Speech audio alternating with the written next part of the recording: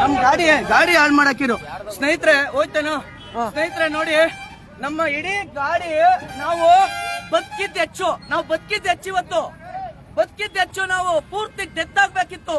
ಎಷ್ಟು ಎಳೆ ಕರುಗಳನ್ನ ತುಂಬಿಕೊಂಡು ಕುರಿ ಮಾಂಸ ಅಂತ ತಿಂತಿರಲ್ಲ ಹಿಂದೂಗಳು. ನೀವು ಸಾಬ್ರದು ಮುಸ್ಲಿಂ ಬಿರಿಯಾನಿ ಚೆನ್ನಾಗಿರುತ್ತೆ ಅಂತ ಕುರಿ ಮಾಂಸ ಅಂತ ತಿಂತಿರಲ್ಲ.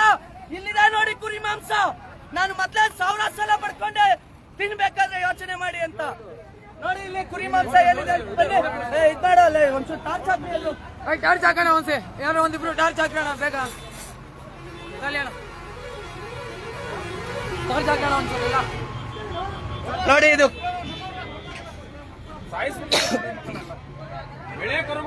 ಎಳೆ ಕರು.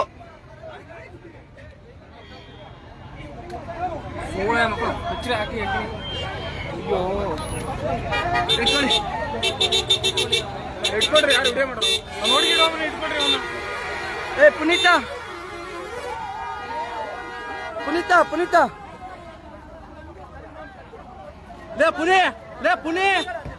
ಪುಣೆ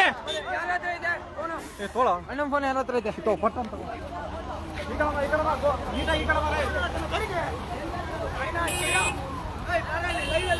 ಇಲ್ಲ